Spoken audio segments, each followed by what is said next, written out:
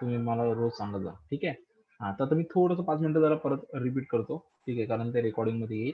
ठीक आहे. सो पहिल्या गोष्ट मी काय सांगितलं की रिट्स जे आहेत तर ते दोन पद्धतीने आहेत. आर्टिकल 32, आर्टिकल नंबर 32, ठीक आहे ना, आर्टिकल नंबर 20 to 26. आर्टिकल 32 हा स्वतः फंडामेंटल राईट मधला आर्टिकल आहे, करेक्ट आहे की नाही? हा येस. स्वतः फंडामेंटल राईट मधला आर्टिकल आहे, ठीक आहे. पार्ट नंबर 3 क्लिअर आहे, बरोबर ना? पार्ट 3. सो संविधानाच्या भाग 3 मधले फंडामेंटल राईट्स मध्ये आर्टिकल 32 येतो, बरोबर आहे. आणि हा आर्टिकल 32 हा रिट्स काढायचा अधिकार देतो, बरोबर आहे. आणि त्या आर्टिकल 32 नी काय करतं, सुप्रीम कोर्ट रिट्स काढू शकतं. रिट्स काढू शकतं म्हणजे काय करू शकतं, जर तुमच्या अधिकारावरती गदा आली तर सुप्रीम कोर्ट काय करू शकतं, तुमच्या अधिकारांचं संरक्षण करू शकतं with the help of writs. पण सुप्रीम कोर्ट हे करत असताना आर्टिकल 32 चा वापर करून जेव्हा सुप्रीम कोर्ट रिट्स काढतं, ती रिट्स फक्त कुठल्या अधिकारांच्या संदर्भात काढतं, फक्त फंडामेंटल राईट्स. म्हणजे जर तुमच्या फंडामेंटल राईट्सला जर धक्का लागला तरच तुम्ही सुप्रीम कोर्टात जाऊ शकता, आणि सुप्रीम कोर्ट आर्टिकल 32 च्या वापर करून तुमच्या त्या अधिकारांचं किंवा तुमच्या जर अधिकारांचं हनन झालं असेल, इन्क्रोचमेंट झाली असेल, तर तुमच्या अधिकारांचं ते संरक्षण करू शकतं with the help of writs.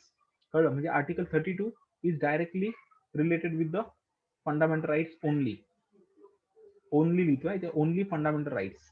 कळलं? आता मी तुम्हाला जेव्हा राईट्सचा पहिला चॅप्टर शिकवला होता की राईट्स म्हणजे काय, हे जेव्हा मी क्लिअर केलं होतं तुम्हाला, तेव्हा मी सांगितलं राईट्स हे बेसिकली दोन पद्धतीचे असतात, बरोबर आहे.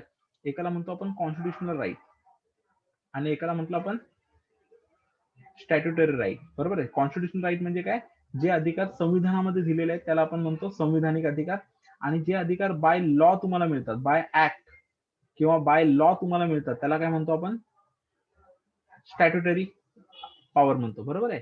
सो कॉन्स्टिट्युशनल पॉवर्स पण, अधिकार पण तुम्हाला दोन पद्धतीने मिळालेले आहेत. एक फंडामेंटल राईट्सच्या अंतर्गत भाग 3 मध्ये मिळालेले आहेत, आणि एकाला म्हणतो भाग 3च्या बाहेरचे, बरोबर आहे, भाग 3च्या बाहेरचे, बरोबर आहे, किंवा इतर भागातले, म्हणजे इतर पार्ट मध्ये तुम्हाला कुठे मिळाले असतील तर. एक्झाम्पल बघा की लाईक फंडामेंटल राईट्स मध्ये किती आहेत, 14 ते 32 हे तुमचे जे अधिकार आहेत हे फंडामेंटल राईट्स मध्ये येतात, बरोबर आहे. पण ह्याच्या व्यतिरिक्त भाग 3च्या बाहेरचे कुठले आहेत, 300A संपत्तीचा अधिकार, नंतर मतदानाचा अधिकार, मतदान देऊ शकता ना तुम्ही, मतदानाचा अधिकार, नंतर व्यापार, देशामध्ये कुठेही व्यापार करायचा अधिकार, हे पण अधिकार आहेत की नाही तुमचे. पण हे फंडामेंटल अधिकार आहेत का, नाही. पण संविधानिक अधिकार का म्हणतो आपण त्याला, कारण संविधानाच्या भाग 22 भाग आहेत एकूण आता आपल्याकडे, बरोबर, 22 भाग आहेत. तर भाग 3च्या पलीकडे जे इतर भागांमध्ये आहेत, विद्याधर काल होतास तू, याला रिट्सच म्हणतात मराठीमध्ये पण, लक्षामध्ये, ठीक आहे. ह्याला मराठीमध्ये काय म्हणतात, Got it, sir. रिट्स. हा, यस, Got it. रिट्सच म्हणतात, ठीक आहे. ह्याला मराठी शब्द नाहीये.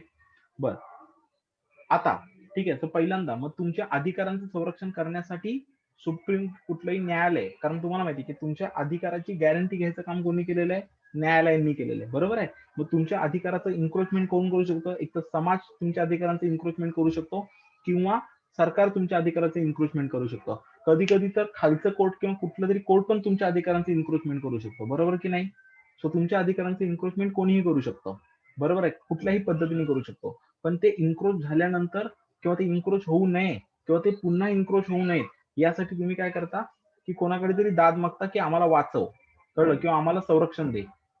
त्यावेळेला तुमच्या मदतीला जो येतो ते म्हणजे कोण येतो, एक तर सुप्रीम कोर्ट येतो किंवा हायकोर्ट येतो, बरोबर आहे. आणि हे दोन्हीही कोर्ट तुमच्या अधिकारांचं संरक्षण कसं करतात, with the help of writs त्या अधिकाराने करतात. ते कसं करतात ते पुढे आता पण तुम्हाला कळेल, ठीक आहे. पण बेसिकली तुमचे राईट्स कुठले असतात, तर कॉन्स्टिट्युशनल राईट आणि स्टॅट्युटरी राईट. कॉन्स्टिट्युशनल राईट्स म्हणजे काय, जे इंडियन कॉन्स्टिट्युशन मध्ये जे ऑलरेडी मेन्शन दिलेले आहेत तुमचे अधिकार, कळलं, ऑलरेडी मेन्शन केलेले आहेत, किंवा आपण कधीतरी पुढे मागे जाऊन कॉन्स्टिट्युशन मध्ये जे अधिकार मेन्शन करतो त्याला आपण कॉन्स्टिट्युशनल राईट्स म्हणतोय.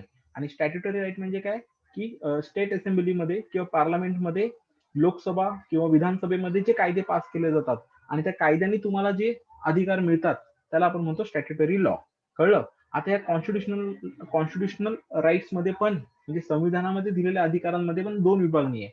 एक म्हणजे मूलभूत अधिकारांमधले, फंडामेंटल राईट्स मधले भाग 3 मधले अधिकार, आणि त्याच्या बाहेर इकडे तिकडे जिथे विस्तारलेले आहेत इकडे तिकडे, जसे एक्झाम्पल मतदानाचा अधिकार, देशभर व्यापार करायचा अधिकार, संपत्तीचा अधिकार, बरोबर आहे, हे भाग 3च्या बाहेरचे अधिकार आहेत.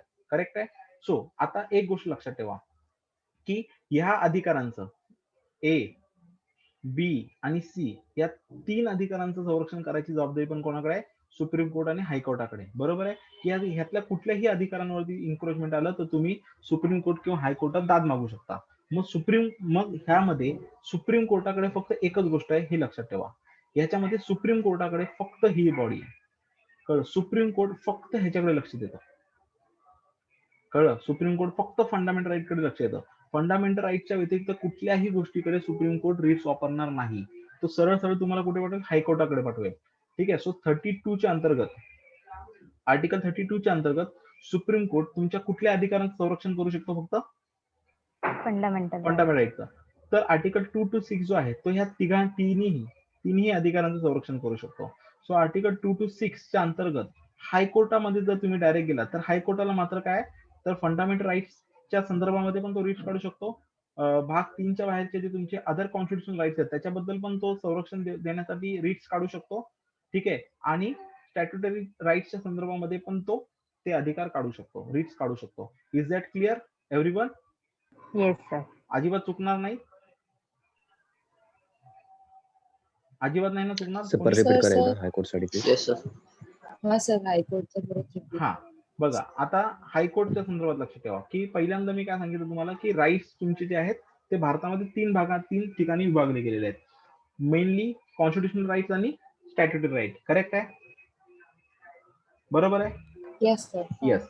कॉन्स्टिट्युशनल राईट्स पण कशा भागात? 2 भागांमध्ये विभागले, एक फंडामेंटल राईट्सच्या संदर्भामध्ये आणि एक अदर, म्हणजे कॉन्स्टिट्युशन मधलेच अदर भागातले. बरोबर आहे?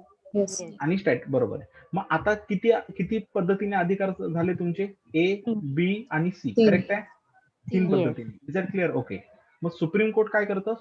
आर्टिकल 32च्या अंतर्गत सुप्रीम कोर्टाला ज्या पॉवर दिलेल्या आहेत त्या फक्त फंडामेंटल राईटच्या संदर्भात दिलेल्या आहेत. म्हणजे फंडामेंटल राईट वरती जर इन्क्रोच, म्हणजे सुप्रीम कोर्टात जर तुमच्या गेलात की माझ्या अधिकारावरती गदा आली आहे, तर सुप्रीम कोर्ट जर फंडामेंटल राईटच्या संदर्भात जर गदा आली असेल किंवा तुमचे फंडामेंटल राईट जर इन्क्रोच झाले असतील तरच तो रिट काढेल, नाहीतर तो काढणार नाही.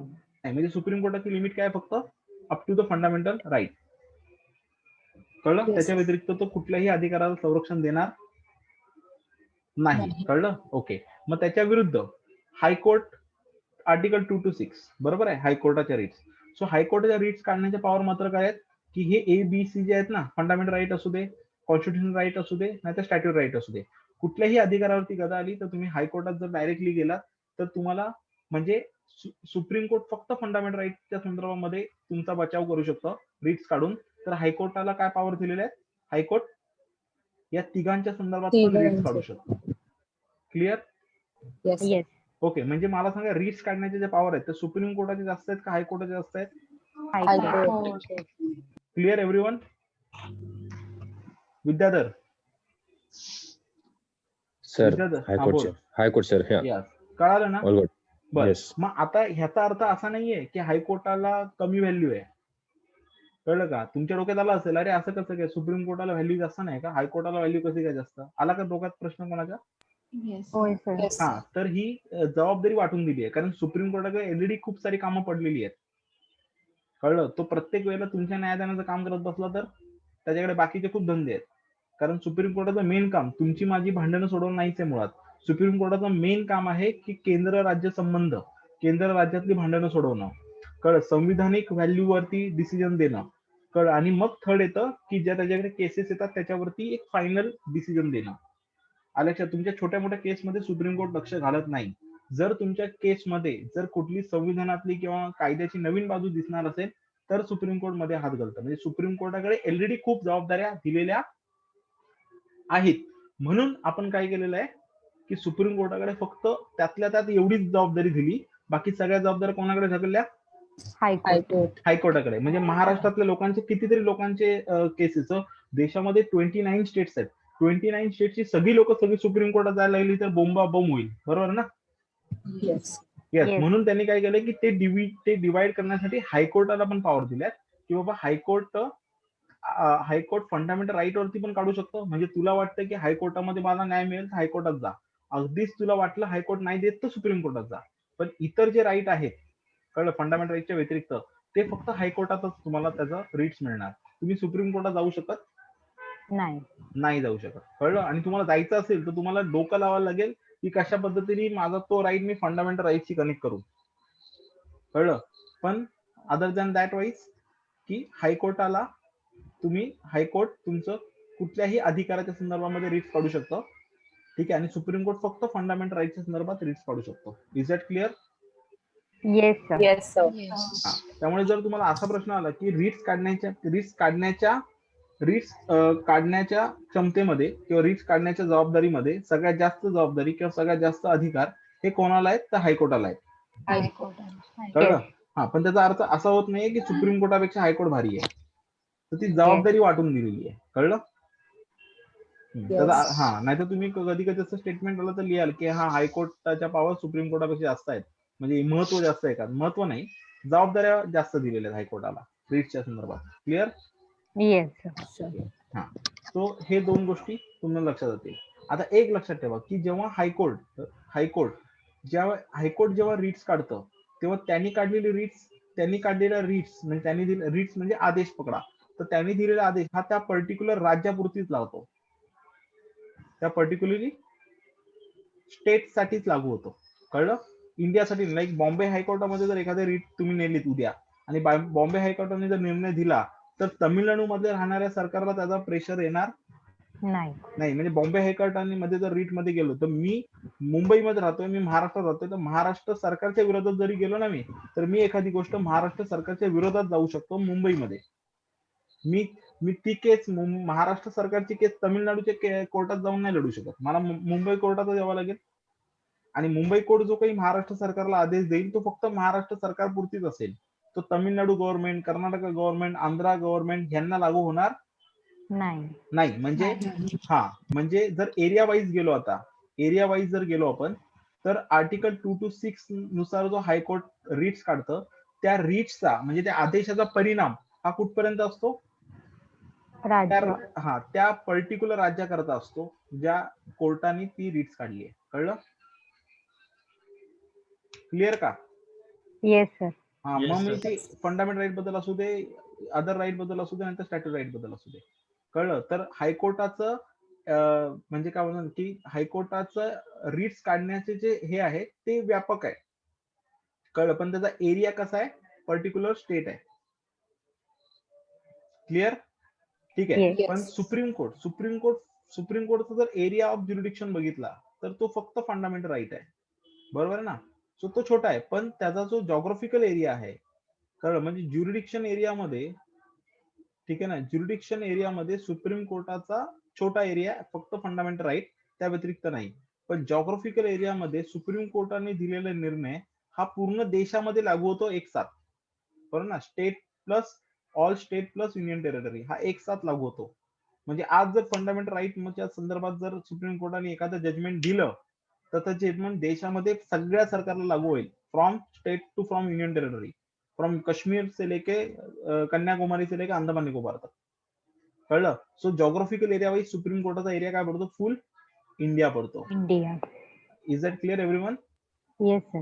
हा, पण ज्युरिडिक्शन एरिया काय पडतो? फक्त फंडामेंटल राईट, कळलं. So jurisdiction area only fundamental right, पण geographical area India, entire India. And the हायकोर्टाच्या संदर्भात काय येतं की एरिया, ज्युरिडिक्शन एरिया त्याचा खूप मोठा आहे, पण जॉग्राफिकल एरिया काय त्याचा फक्त पर्टिक्युलर स्टेट आहे. Okay, clear? काही चुकणार नाही ना? मी जेवढे स्टेटमेंट दिले ना त्यातलं एक बोल. आता स्टेटमेंट जरा रिपीट करा ना प्लीज. कुठलं? ते जॉग्राफिकल एरिया वाला. हा, सो लक्षात ठेव, जॉग्राफिकल एरिया वाईज सुप्रीम कोर्टाने जो काही डिसिजन दिला जातो तो डिसिजन हा देशाच्या प्रत्येक राज्यात आणि प्रत्येक युनियन टेरिटरीच्या लोकांना, राज्यांना, सरकारांना लागू होतो. इथे लक्षात? Yes sir. हा, आणि तेच जेव्हा हायकोर्ट देतो, कळलं. पण हा, म्हणजे जॉग्राफिकल एरिया वाईज सुप्रीम कोर्टाचा एरिया काय? पूर्ण इंडिया आहे, पण ज्युरिडिक्शन एरिया काय? फक्त फंडामेंटल राईट आहे, ठीक आहे. हा, आणि ती पॉवर त्यांना कोण देतो? आर्टिकल 32. आणि त्याच्या विरुद्ध हायकोर्टाची जी पॉवर आहे ती आर्टिकल 2 to 6 नी आहे. त्याचा ज्युडिक्शन एरिया मोठा आहे, फंडामेंटल राईट इतर अधिकारांमध्ये आणि स्टॅट्युटरी राईट्स मध्ये, बरोबर आहे. आणि जॉग्राफिकल एरिया मात्र काय पर्टिक्युलर स्टेट. स्टेट. स्टेट येतं. कळलं? Yes sir. हा. सो ह्याच्यामधलं एकही स्टेटमेंट कसं जरी फिरून आलं तरी तुम्ही हे 3-4 गोष्टी फक्त लक्षात ठेवा, काही चुकणार नाही तुमचं. ओके. Yes sir. हा. आता मी अजून एका वेगळ्या स्टेटमेंट कडे जातो. मला सांगा ह्याच्यामध्ये काही डाऊट नाही ना कोणाला? नाही सर. सर डायरेक्टिव्ह प्रिन्सिपल्स कशा देणार मग? थांब ते भाग 4 मध्ये येतात. अजून भाग 3 चालू आहे ना आपला. ठीक आहे सर. हा, ते भाग 4 मध्ये येतात. ठीक आहे. नाही सर, ते हायकोर्टच बघणार ना मग? नाही, डायरेक्टिव्ह प्रिन्सिपल्स हे लक्षात ठेवा, डायरेक्टिव्ह प्रिन्सिपल्स हे कोर्टामध्ये अपील होत नाहीत. पहिल्यांदा सांगितलं होतं तुम्हाला. डायरेक्टिव्ह प्रिन्सिपल्स हे कोर्टात म्हणून तर आपण त्याला डायरेक्टिव्ह प्रिन्सिपल्स मध्ये ठेवलं ना. का ठेवलं आपण डायरेक्टिव्ह प्रिन्सिपल्स मध्ये त्याला? कंपल्सरी नाही. कंपल्सरी नाहीयेत, कारण जर पैसा असता तर दिलं असतं, पैसाच नाही तर कंपल्शन कसं करणार? येस. बरोबर आहे. So okay sir. तो लक्षात ठेवा, माझं पहिल्या लेक्चरचं वाक्य ते तुम्हाला शेवटच्या लेक्चरला पण कनेक्ट आहे, त्यामुळे विसरायचं काही नाही. ठीक आहे. बर. आता इम्पॉर्टंट, तुम्ही आर्टिकल 32 चं वैशिष्ट्य जर तुम्ही बघितलं तर आर्टिकल 32, बरोबर, आर्टिकल 32 जो सुप्रीम कोर्टाला रिट्स काढायचे अधिकार देतो, बरोबर आहे. म्हणजे सुप्रीम कोर्टाला आर्टिकल 32 काय येतो? सुप्रीम कोर्टाला अधिकार देतो, बरोबर आहे. सुप्रीम कोर्टाला अधिकार देतो. कशाचे अधिकार देतो? रिट्स काढायचे अधिकार देतो. रिट्स म्हणजे काय? मूलभूत अधिकारांना वाचवण्यासाठी आदेश देण्याचे अधिकार आहेत ते, बरोबर आहे. रिट्सचे अधिकार देतो, हे बरोबर आहे ना. पण आता एक तुम्ही जर अनालिसिस केलं तर आर्टिकल 32 जो सुप्रीम कोर्टाला अधिकार देतोय, तोच आर्टिकल 32, तोच आर्टिकल 2 हा माझा पण फंडामेंटल अधिकार आहे, हा पण माझा मूलभूत अधिकार आहे, बरोबर आहे ना. येस. हा, म्हणजे हा 2 रोल प्ले करतोय, की एक म्हणजे तो माझा मूलभूत अधिकार आहे. आता मूलभूत अधिकाराचा अर्थ काय? की जर माझ्या पायावर कोणी दगड मारला किंवा माझ्या मूलभूत अधिकारांवरती जर कोणी इन्क्रोचमेंट आणली, कळलं, तर मी डायरेक्टली सुप्रीम कोर्टात जाणार. हा माझा अधिकार झाला. येस. आणि मला पंतप्रधान, गृहमंत्री असेल, नाहीतर मला अजून कोणी असेल, कोणी मला, राष्ट्रपती पण मला अडवू नाही शकत. कळलं? की तू जायचं नाही, मी जाणार, कारण मला काय दिलेला आहे तो, हा माझा मूलभूत, असा साधा सुद्धा अधिकार नाही, तो माझा मूलभूत अधिकार आहे. कळलं? त्यामुळे तो माझा मूलभूत अधिकार असल्यामुळे जेव्हा जेव्हा मला असं वाटेल की माझ्या मूलभूत गट आली आहे, मी सरकारच्या विरोधात, मी सिस्टीमच्या विरोधात, मी लोकांच्या विरोधात डायरेक्टली सुप्रीम कोर्टात जाईन आणि माझ्या जे काही मला मूलभूत अधिकार दिलेले आहेत फ्रॉम 14 ते 30, बरोबर आहे, इव्हन 32 सुद्धा स्वतः, ह्याच्या विरोधात मी काय करू शकतो? सुप्रीम कोर्टामध्ये दाद मागायला जाऊ शकतो. क्लिअर? कळलं? हा, म्हणजे सुप्रीम कोर्टाला मानला तर तो अधिकार आहे, नाहीतर मानला ती त्याची जबाबदारी पण आहे, बरोबर आहे. ही सुप्रीम कोर्टाची जबाबदारी पण आहे, हे लक्षात घ्या. कारण ज्या अर्थी, बघा लक्षात ठेवा, एक गोष्ट लक्षात ठेवा, जेव्हा आपण एखाद्या गोष्टीला अधिकार म्हणतो ना, अधिकार, लाईक मला मतदानाचा अधिकार आहे, बरोबर आहे, याचा अर्थ मला मतदान न करायचा पण अधिकार आहे. करेक्ट आहे का? येस. हा, तुला बोलायचा अधिकार दिलाय, पण तू नाही बोललीस की तुला फाईन मारणार, चालेल का? नाही. याचं कारण काय? कारण तुझ्या अधिकारामध्ये ती गोष्ट करायचा जसा अधिकार असतो, तशी ती न करण्याचा पण अधिकार मिळतो. करेक्ट आहे की नाही? हा, तर तुला कंपल्शन केलं तर अधिकार राहील का? नाही राहणार. बरोबर आहे. गुड. ठीक आहे. पण इकडे सुप्रीम कोर्ट बाबतीत वेगळं आहे. कळलं? सुप्रीम आर्टिकल 32 जो सुप्रीम कोर्टाला रिट्सचा अधिकार देतो, बरोबर आहे. म्हणजे समजा सुप्रीम कोर्टाने उद्या मोदी गव्हर्नमेंटला सांगितलं की हे तुमचं काय चालू आहे, तुम्हाला उद्याच्या उद्या हे करावं लागेल आणि हे लवकरात लवकर करा, नाही तर आम्ही बघू तुमच्याकडे. म्हणजे सुप्रीम कोर्टाला अधिकार मिळाला गव्हर्नमेंटच्या विरुद्ध बोलायला, बरोबर आहे. पण जर सुप्रीम कोर्ट जर बोलला तर मला नाही बोलायचं, मी गव्हर्नमेंटच्या विरुद्ध जाणार नाही, मला पुढे जाऊन गोव्याचं नाहीतर मग असं शिमला बिमला वगैरे मला जाऊन तिथे राज्यपाल वगैरे बनायचंय, मला काय सरकार विरोधात नाही बोलता येणार, तर चालेल का? नाही ना. मी सुप्रीम कोर्टाच्या विरोधात पण जाईल. कळलं? कारण का? जसा हा माझा मूलभूत, कारण हा जसा माझा कारण एकतर आर्टिकल 32 हा फक्त सुप्रीम कोर्टाला अधिकार देत नाही, तर सुप्रीम कोर्टाला जबाबदारी पण देतो. कसली? माझ्या मूलभूत अधिकारांचं संरक्षण देण्याची. कळलं का तुम्हाला? कळलं? म्हणजे पोलिसाला वर्दी, पोलिसाची वर्दी ही त्याचा अधिकार पण आहे, पण ती अधिकार बरोबर काय आहे? ती जबाबदारी, बरोबर ना? ठीक आहे ना. म्हणजे एक्झाम्पल, आपण जेव्हा एखाद्याला पोलीस म्हणतो, त्या पोलिसाला जे काही अधिकार मिळतात, तुम्हाला काठी मारायचे, दमदाटी करायचे, जे काही अधिकार मिळतात, त्या अधिकाराला जोडून काय येते? जबाबदारी. म्हणजे मेन काय आहे, जबाबदारी का अधिकार? जबाबदारी. हा, जबाबदारी ही त्याचा मेन अधिकार आहे. जबाबदारी पार पाडण्यासाठी त्याला अधिकाराची गरज असते, म्हणून अधिकार दिलेले असतात. बरोबर आहे की नाही? येस. हा, मग तसं सुप्रीम कोर्टात इथं पोलीस कोड या, इथे सुप्रीम कोर्ट देऊया. सुप्रीम कोर्टाला जे आर्टिकल 32 नी जे काही अधिकार दिलेत, ते अधिकार कशासाठी दिलेत? मेनली त्याला एक जबाबदारी दिली आहे. ती जबाबदारी कसली दिली आहे? की लोकांच्या मूलभूत अधिकारांचं संरक्षण कर. लोकांच्या, संरक्षण. बरोबर आहे ना, मूलभूत अधिकारांचं संरक्षण कर. हा, अधिकारांचं संरक्षण कर. आणि हे संरक्षण करताना जर तुझ्यामध्ये कोण आलं तर बिंदास तुला अधिकार दिलेत आम्ही सुप्रीम कोर्टाला. काय अधिकार दिलेत? तसं पोलिसाला काय, कोणी जाऊन, आता जर कोणी गेलं रस्त्यावरती फिरायला, पोलिसांनी धरलं त्याला, आणि त्याचे आई वडील, तुमचे आई वडील जाऊन बोलले, काय पकडला माझ्या पोराला, पोलिसाला ऐकेल तुमच्या आई वडिलांचं पण? नाही का?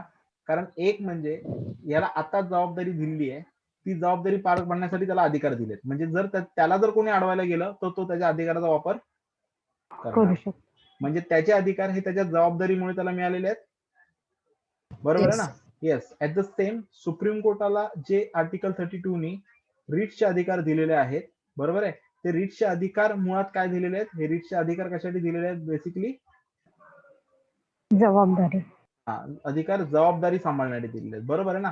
म्हणजे अशी, आणि ही जी जबाबदारी पार पाडायची त्याला ती कंपल्सरी पार पाडायची. का? कारण ही जबाबदारी त्याला का दिली आर्टिकल 32 नी? कारण ह्याच आर्टिकल 32 नी मला काय दिलेलं आहे? अधिकार दिलेला आहे रिट्सच्या संदर्भामध्ये, की जर माझ्या अधिकारांना गो आला तर तू सुप्रीम कोर्टाकडे जा, सुप्रीम कोर्टाला सांग की माझ्या अधिकार गदा आली आहे. सुप्रीम कोर्ट काय करेल? इच्छा असो नसो, सुप्रीम कोर्ट तुझ्या बाजूने रिट्स काढेल. कळलं? हे कळालं का तुम्हाला? Yes sir. हा. Yes sir. आणि अजून एक जर बघितलं, हा बोल. नाही, काहीच कळलं नाही. हर्षल काही नाही कळलं. परत बोल.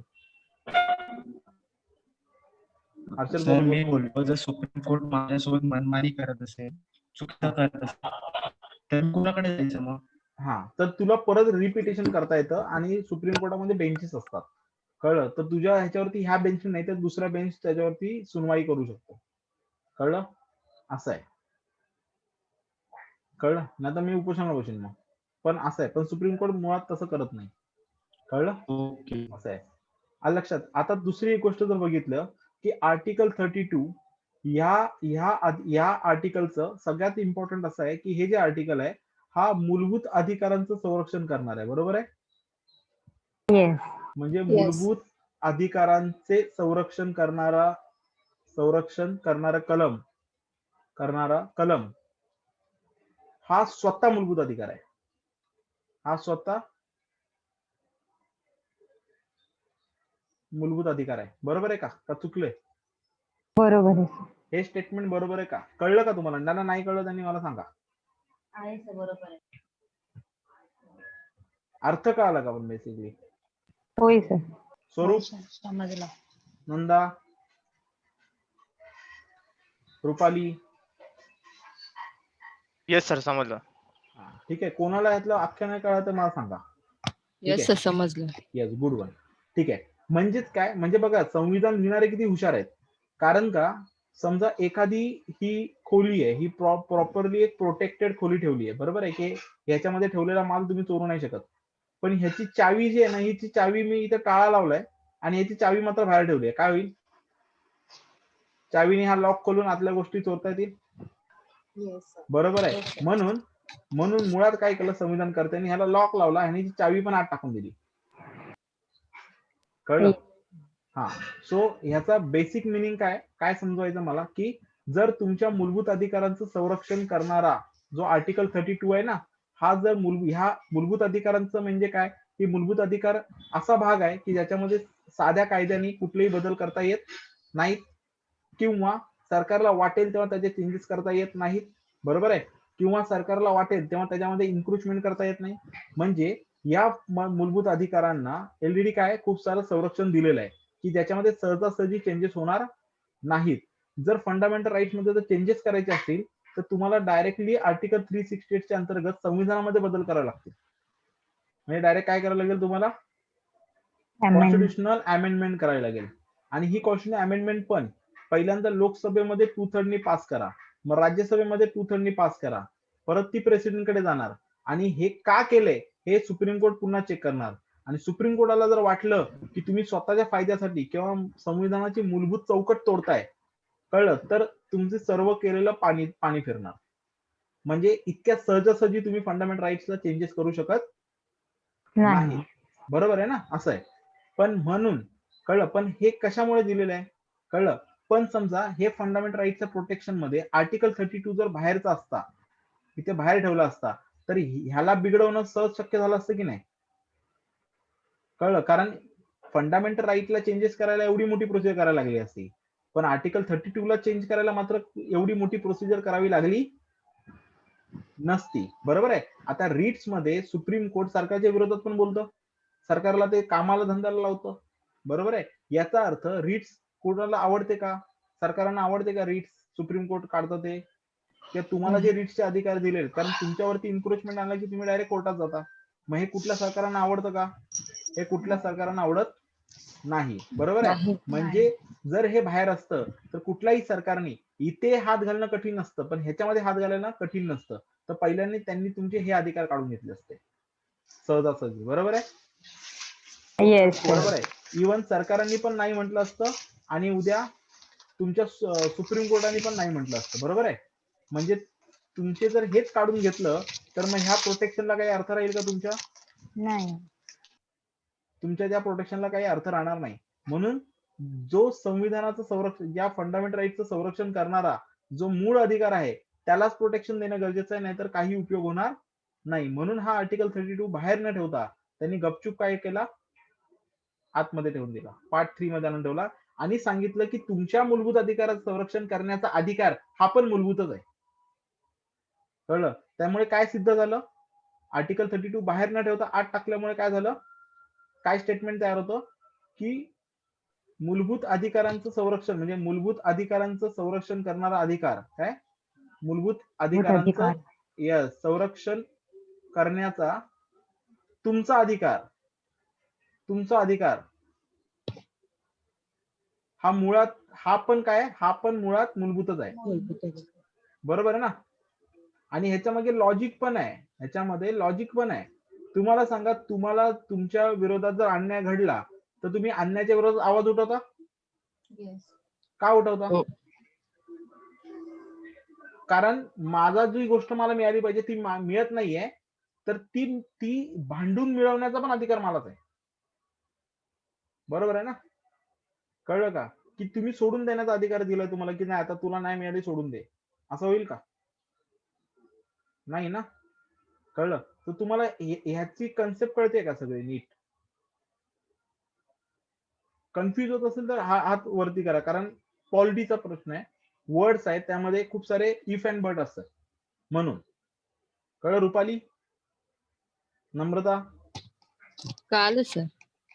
शुभम, ओके ठीक आहे. तर हे गोष्ट लक्षात ठेवा की म्हणून आर्टिकल 32 ला काय केलं, म्हणजे आर्टिकल 32 ला सुरुवात मूलभूत केलंय. म्हणजे ह्या आर्टिकल 32 वरती इन्क्रोचमेंट आणायची असेल तरी ती इन्क्रोचमेंट ना कोर्टाला आणता येईल, ना समाजाला आणता येईल, ना सरकारला आणता येईल. बरोबर आहे. कळलं, असं आहे. म्हणजे ह्याचा दुसरा एक अर्थ असा येतो की अन्याय विरुद्ध लढण्याचा जो तुमचा अधिकार आहे किंवा तुमच्या अधिकाराचं संरक्षण करण्याचा तुम्हाला अधिकार आहे, हे कळते का तुम्हाला. कळलं. तुम्हाला कोणी मसिया यायची गरज नाहीये, तुमच्या अधिकाराचं संरक्षण करण्याचा अधिकार पण तुम्हालाच आहे.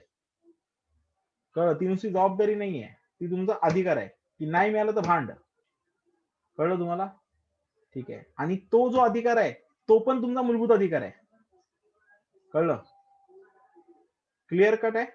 कारण कधी खूप शब्दांची हे होईल, ती म्हणजे काय होतात ना की डायलॉग वाटतील तुम्हाला आणि कधी कधी कन्फ्युजन वाटेल, म्हणून मी सांगतो तुम्हाला. ठीक आहे. काही कन्फ्युजन आहे याच्यामध्ये? No sir. असेल तर सांगा, मी 10 वेळा समजावून सांगेन वेगवेगळ्या पद्धतीने. ठीक आहे. बरं. आणि मग आर्टिकल 226 तर हा बाहेरचाच अधिकार आहे, म्हणजे हा रीट्सचा अधिकार पण तुम्हाला कॉन्स्टिट्यूशनने दिलेला आहे. बरोबर आहे. येस. हा, आता आपण जाऊया रीट्स कडे. आता किती टाईपचे रीट्स असतात बघूया. आतापर्यंत काही आहे त्यामध्ये काय डाऊट? नक्की ना? येस.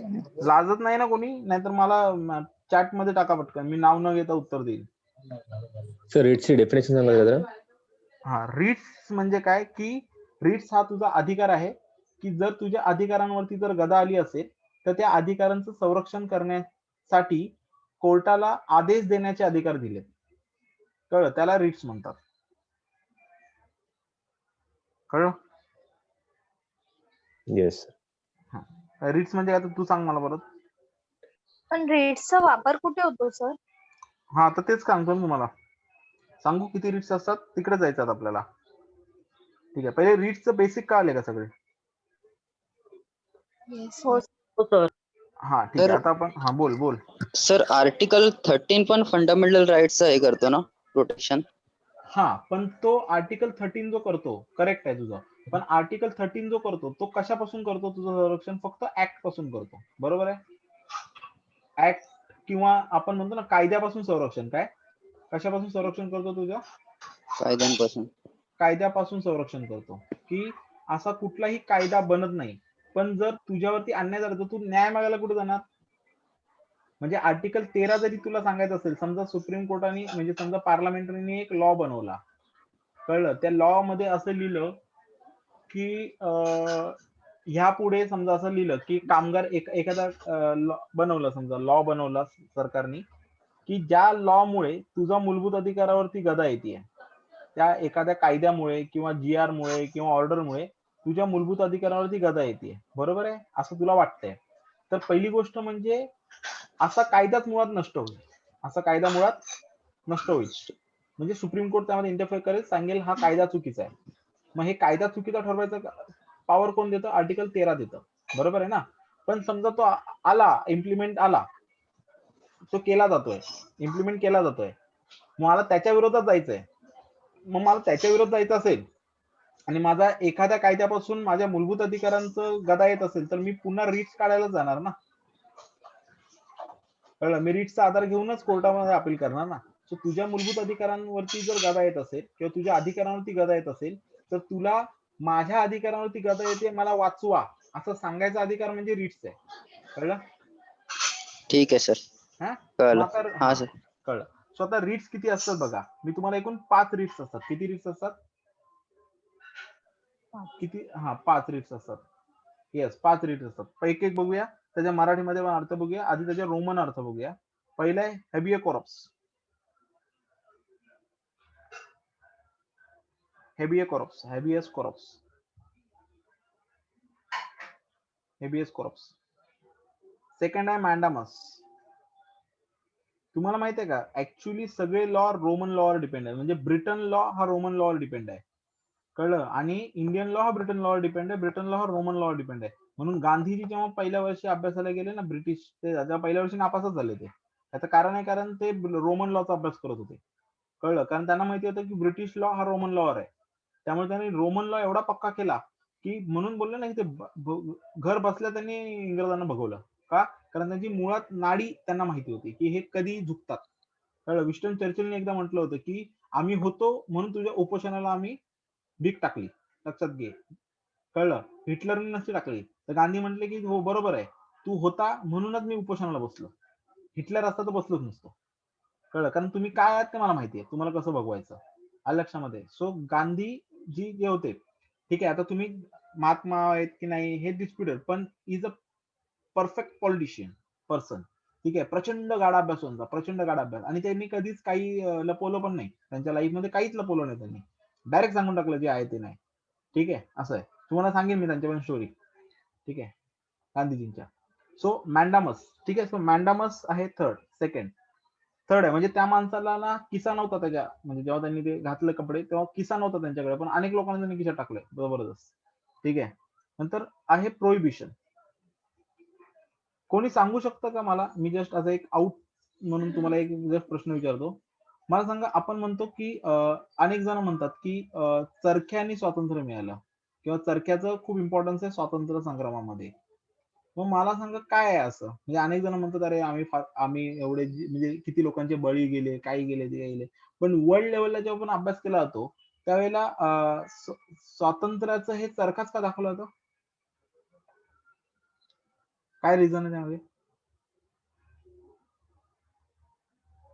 काय अनेकांना प्रश्न पडत असेल, तो चरखा फिरून फिरून काय मिळणार आहे, म्हणजे आश्रम खुललं, चरखा फिरलं, गाय बकरीचं दूध पिलं, काय ह्याने काय मिळणार आहे स्वातंत्र्य? रक्त थोडीच आणलं. सर फर्स्ट त्यांनी आपली इंडियन कंपनी सुरू केली ना, खादी खादी म्हणजे त्यानंतर मग त्याच्यानंतर हे start केलेलं म्हणजे चरखा. बेसिकली याच्या मागे ना इकॉनॉमी आहे, कळलं? म्हणजे त्यांना एवढं माहिती होतं की भारतामध्ये ब्रिटिश का आले, कारण भारतामध्ये कॉटन होता, बरोबर आहे ना? इंडियन इंडस्ट्री कशा बंद पडल्या, मी तुम्हाला ह्याचं आहे ना सर, ते- इकॉनॉमिक्स पूर्ण सांगेन, ह्याचं आहे ना पूर्ण इकॉनॉमिक्स आहे की इंडियन इंडस्ट्री म्हणजे आपल्याकडे कशा पद्धतीने, म्हणजे इंग्रजांनी ज्या स्टेपनी इंडिया बंद पडला ना, त्याच स्टेपनी इंग्रजांना भोगवायचं. कळलं? तुझा इंटरेस्ट गेला की तू इथून जाणार, कळलं? सो ते एक तुम्हाला मी पूर्ण मेकॅनिझम सांगेन, त्याचं प्रॉपर मेकॅनिझम होतं गांधीजींचं, की का गांधीजीचा अभ्यास केला तो जगामध्ये, कळलं? ह्याचं कारण त्यांच्या, मी बोललो ना की जबरदस्त पॉलिटिशियन, कळलं? सो तो मुळालाच हात घालायचा, लक्षामध्ये असं होतं त्यांच्या. ठीक आहे, बरं. मग त्याचं एक सांगेन, तरी इंग्रजांनी 1-2 ठिकाणी गंडवलं त्यांना, ठीक आहे, कारण ते पण हुशार होते.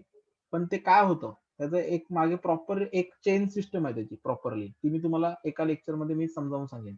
आता सांगितलं तर आपण मागे राहू रिट्स पासून, ठीक आहे? तर प्रोहिबिशन, नंतर आहे सर्शिओरार, ORAR, सर प्रोनाऊन्सिएशन लक्षात ठेवा, सर्शिओरार म्हणतात याला. आणि फिफ्थ आहे कोवरंटो.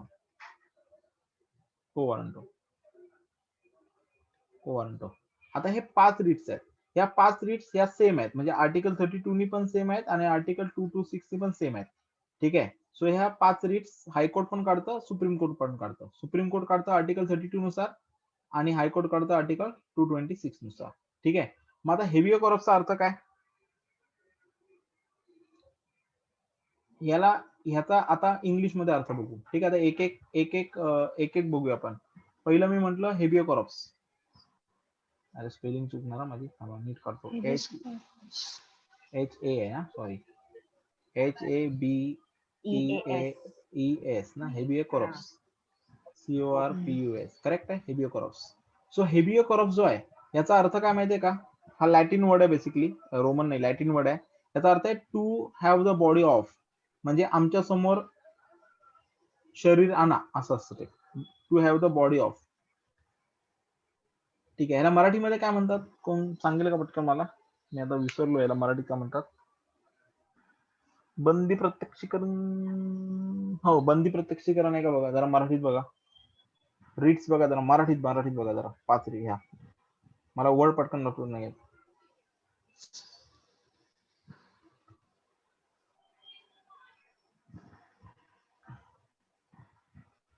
हा, बंदी प्रत्यक्षीकरण, बरोबर बोललो ना मी? हा, बंदी प्रत्यक्षीकरण. आता ह्याच्या शब्दातच तुम्हाला काय कळतंय, बंदी प्रत्यक्षीकरण म्हणजे काय? बंदी बनवलेल्या व्यक्तीला आमच्या समोर आणा, याचा अर्थ काय होतो? याचा सिंपल अर्थ काय होतो? बंदी बनवलेल्या व्यक्तीला आमच्या समोर आणा, कळलं? असं आहे ते. बर, आता हे कोणाविरुद्ध काढतात, हे कोणाविरुद्ध काढतात? एक पहिलं लक्षात ठेवा. गुन्हेगार हा, ना, एक तर म्हणजे ही, कैदी असतात. हा हे सुप्रीम कोर्ट पण नाही, सॉरी थांबा, ही सुप्रीम कोर्ट साठी पण, सुप्रीम कोर्ट पण वापरू शकतो आणि हायकोर्ट पण वापरू शकतो ही रीट, बरोबर आहे? ठीक आहे, पण आता हे कधी वापरलं जातं, तर पहिल्या गोष्ट, आणि कोणाविरुद्ध, तर हे पब्लिक अथॉरिटीच्या विरोधात पण वापरू शकतो. काय? पब्लिक अथॉरिटीच्या विरोधात पण वापरू शकतो आणि आपण प्रायव्हेट अथॉरिटीच्या विरोधात पण वापरू शकतो, अगेन्स्ट प्रायव्हेट अथॉरिटी, ठीक आहे, अगेन्स्ट, कळलं? पण मग कसं वापरायचं, कधी वापरलं जातं, ठीक आहे? आता पुढचा प्रश्न आहे की कधी वापरला जातो. समजा तुम्हाला पब्लिक अथॉरिटी म्हटलं तर समजा आपण पकडूया पोलिसांनी तुला धडकन उचललं, घेऊन गेले तुला, आणि माहितीच नाही तुला कुठे ठेवलंय, मग काय करणार, कोणाकडे जाणार आपण? कळलं? तर मी तुझा मित्र किंवा तुझा नातेवाईक म्हणून तुझ्या घरातला म्हणून कोणाकडे जाणार? पहिले एकतर हायकोर्ट किंवा डायरेक्ट सुप्रीम कोर्टाकडे जाणार, आणि सांगणार की माझा भाऊ, माझा मित्र 2 दिवसापासून गायब आहे, त्याला पोलिसांनी नेलं, पोलीस स्टेशनला नाही येतो, किंवा पोलीस म्हणतात आमच्याकडे नाही येतो, किंवा पोलीस म्हणतात आम्ही त्याला देणार नाही, आम्ही त्याला दाखवणार नाही, आम्हाला माहित नाही तो कुठे आहे, किंवा आम्ही त्याला देणारच नाही तुमच्या समोर, त्याला आता आम्ही धरलं. कळलं? मग आता काय करू मी? मग सुप्रीम कोर्टात जाणार मी, सुप्रीम कोर्टात सांगणार की ह्या पोलिसांनी किंवा या ठिकाणी आम्हाला माहिती आहे की गव्हर्नमेंटने याला पकडलंय आणि गव्हर्नमेंट सांगत नाही तो कुठे आहे. कळलं? किंवा पोलीस स्टेशनवाले सांगत नाहीयेत. ठीक आहे, किंवा कोणी सांगत नाहीये. तर अशा वेळेला डायरेक्टली सुप्रीम कोर्ट किंवा हायकोर्ट काय करेल, त्या पोलीस स्टेशनला किंवा जो कोणी कन्सर्न ऑफिसर असेल किंवा कन्सर्न अथॉरिटी असेल, मग ते मंत्रिमंडळ असलं तरी सुद्धा, त्याला डायरेक्टली ते नोटीस पाठवतील की हा जो व्यक्ती आहे ना, ज्याचं नाव सांगतो 24 तासात आमच्या समोर उभं करायला पहिल्यांदा, त्याचं नंतर काय करायचं तुम्ही बघा, पण आता 24 तासात आमच्या समोर आला पाहिजे. कळलं? किंवा समजा तुमचं आपल्याकडे एखादा कॉन्ट्रॅक्टर असतो, बरोबर आहे, किंवा आपल्याकडे कोणी बाहेर न आलं, त्याचा पासपोर्ट आपण काढून घेतला आणि त्याला सांगितलं देणार नाही जा, किंवा त्याला पकडून ठेवलं, मी जॉब सोडून चाललास, थांब तुला आता पकडूनच ठेवतो मी, आणि त्याला कोंडून ठेवलं, किंवा मी तुम्हाला सांगितलं नाही तुमचा भाऊ माझ्याकडे कामाला आलेला, मी सांगितलं मला माहित नाही तो कुठे शोधत आला, मला माहित नाही तो कधीच गेला सोडून. अशा वेळेला तुम्ही माझ्या विरोधात, माझ्या कंपनीच्या विरोधात पण सुप्रीम कोर्ट आणि हायकोर्टात जाऊ शकता, सांगू शकता की माझ्या घरातला हा पर्सन एवढे दिवस गायब आहे, किंवा हा पर्सन ह्या व्यक्ती घेऊन गेला होता आणि आता माहिती नाही तो कुठे. कळलं? तर त्या प्रायव्हेट अथॉरिटीच्या विरोधात सुद्धा सुप्रीम कोर्ट किंवा हायकोर्ट डायरेक्ट नोटीस टाकेल मला की हा जो कोणी माणूस तू घेऊन गेला होतास ना, त्याला 24 तासाच्या आत आमच्याकडे उभा करायचं, आणि नाही आणलं तर मग तुला अटक होणार, मग तुला कस्टडी बिस्टडी देणार आम्ही, बघ काय करायचं ते. कळलं? सर एक विचारायचं होतं. पहिले हे कळलं का सांग मला. सर कळालं. हा आता विचार. सर मग त्यांना असं मग ते दाखवायचं असेल तर मग प्रूव्ह द्यावं लागतं का, काही प्रूफ द्यावं लागतं का, कोणाला? की डायरेक्ट पिटिशन साइन करू शकतो? डायरेक्ट पिटिशन करू शकतो ऑब्विसली. म्हणजे जर पहिली हिअरिंग जर असते कोणी ना, असं हा पहिल्या हिअरिंगला प्रायमा फेसी तरी तुला दाखवता आलं पाहिजे की खरोखर त्याला त्यांनीच नेलंय. कळलं? लक्षात? कळलं? तर कधी कधी ओके काय सर. होतं की रॉंग वेनी पकडला जातं. समजा एखाद्या व्यक्तीला पकडलं, मला माहितीये की ह्याला ज्या कायद्याने पकडलंय त्या कायद्याखाली अटकच होत नाहीये, तरी पोलिसवाले म्हणतात आम्ही अटक करणार, मग बोललो कर अटक. कळलं? म्हणजे एका केसमध्ये समजा तुला पोलिसांनी पकडलं किंवा कुठल्या तरी मंत्र्याच्या सांगण्यावरनं काय करणं तुला पोलीस स्टेशनला नेलं, ठीक आहे, मी म्हटलं याला सोडा, पोलीस वाले नाही म्हणा सोडणार नाही, अटक आहे. मी म्हटलं तुम्ही ज्या गोष्टीसाठी याला अटक केली आहे ना, त्या गोष्टीमध्ये अटक होत नाही, तुम्ही याला अटक कशी केली? पोलिसवाला बोलला आम्ही आमचं बघून घेऊ. मी डायरेक्ट कोर्टात जाईन आणि सांगेन की दिस डिटेन्शन इज अनलॉफुल. कळलं? कळलं? ही लॉफुल नाहीये. ठीक आहे, तर एक काम करा, याला आत टाका. याला तुम्ही कसं का पकडलं? मग डायरेक्टली सुप्रीम कोर्ट सांगेल की हा जो व्यक्ती आहे, कळलं, ह्यांनी लॉ नुसार कुठलाच गुन्हा केलेला नाहीये, किंवा त्यांनी जो काही गुन्हा केला त्यामध्ये अटकच नाहीये, तुम्ही त्याला अटक कशी केली उत्तर द्या. नाहीतर त्या व्यक्तीला पहिले 24 आमच्या समोर आणा, आम्हाला विचारायचं त्याला काही. कळलं? सो हे आहे, ह्याला काय म्हणतो आपण? हॅबियो कॉर्पस. कळलं? क्लिअर? हा, सो ह्याच्यामध्ये ते असं आहे ते. ठीक आहे, पब्लिक अथॉरिटी आणि प्रायव्हेट अथॉरिटीच्या विरोधात तुम्ही वापरू शकता. पण हा, जर तुला कायद्याने व्यवस्थित अटक झालेली आहे, मग तुला ताडा लावलाय, मुक्का लावलाय, किंवा असं प्रॉपरली जे कायदे आहे त्या कायद्याने व्यवस्थित जर तुला अटक झालेली आहे, तर मात्र ही रिट काढू शकत नाही. कळलं? जर तुला लिगली अटक झालेली नाहीये किंवा कायद्यानुसार तुला अटक झालेली नाहीये किंवा चुकीच्या पद्धतीने अटक झालेली आहे, तर तू पब्लिक अथॉरिटीच्या विरोधात काढू शकतोस. प्रायव्हेट अथॉरिटी तर तुला कधीच कोणी थांबवू नाही शकत. त्यामुळे तुला कुठल्याही पद्धतीने जर अडकून ठेवलं आणि माझे पैसे नाही दिले म्हणून याला पकडून ठेवलंय, नाही झालं, ते तुला सांगणार याला आधी सोड आणि याला आमच्या समोर आण. कळलं? Is it clear? Yes. So लक्षात ठेवा, सुप्रीम कोर्ट आणि हायकोर्ट दोन्ही काढू शकतात अगेन्स्ट पब्लिक अथॉरिटीच्या विरोधात पण आणि प्रायव्हेट अथॉरिटीच्या विरोधात. कधी नाही काढू शकत? जेव्हा केलेली पकड ही पब्लिक, प्रायव्हेट अथॉरिटी तर तुम्हाला पकडू शकत नाही किंवा तुम्हाला बंदी बनवू शकत नाही, पण पब्लिक अथॉरिटीने जर तुम्हाला बंदी बनवलं आणि जर ते लिगली बंदी बनवलं असेल तर मात्र नाही काढता येत. ठीक आहे? ओके. येस. ओके, नेक्स्ट आहे मॅन्डामस. मॅन्डामसचा अर्थ काय? याचा अर्थ आहे वी Command. कमांड म्हणजे काय, आम्ही आदेश देतो. काय याला मराठीमध्ये शब्द सांगतो मी तुम्हाला. याला म्हणतात मराठीमध्ये, मला मराठीमध्ये शब्द सांगतो तुम्हाला, परमादेश. काय म्हणतात मराठीमध्ये? मराठीमध्ये काय म्हणतात त्याला?